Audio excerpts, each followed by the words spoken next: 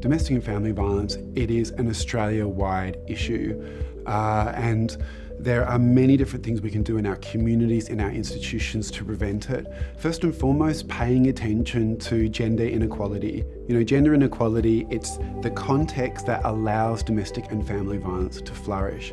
It gives abusive men the mechanisms that they need in order to control and to dominate their partner. So as a society, we pay attention to sexist and misogynist attitudes. We pay attention to the way in which male aggression and male violence is normalised and often seen by many men as a problem-solving tool, as a way of resolving conflict in their relationships. We want to expand the opportunities that are available to girls and women to participate as equals in social life and to participate as equals in the workforce as well. Domestic and family violence is certainly preventable. The evidence is really quite clear now that the largest driver of violence against women in this country is gender inequality, and the particular expressions of gender inequality around condoning violence, around women's independence, around rigid gendered stereotypes, and around environments where masculinity or masculinity in particular forms becomes quite dangerous. And so what we understand about prevention is that we need to change the underlying environment where these particular forms of gender inequality come to life. We need to make change to that underlying environment in the places where people spend most of their time, at work, at sport, at church, where they play, where they meet with people. The media has a huge influence.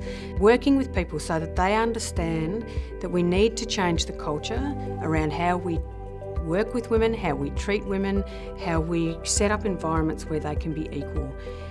That means that we are not saying those men or those women, we are saying our community, and together we need to promote and normalise gender inequality in public and private life wherever we can. Whether it's within schools, whether it's within community contexts, connecting up the crisis work to things like Love Bites, which is a program which is run in a number of schools across New South Wales, talking about how you can shift that community attitudinal stuff over a generation or so. We're seeing more and more activities at a community level with people who never would have been involved before, and it's super encouraging for us, because when I get up and talk about domestic violence, it's what people expect to come out of my mouth. But when other people have that conversation, it's incredibly powerful, and it's part of that building a really strong community movement when the unexpected people get up and say, actually, this is something I grew up with in my childhood and I don't want it to be the same for the next generation. Or I saw something last week and it didn't look quite right. How can we tackle this? And doing it in a way that is, it doesn't have to be pointing fingers and saying, there's that evil person over there and this is what the impacts of their behaviour are on their family.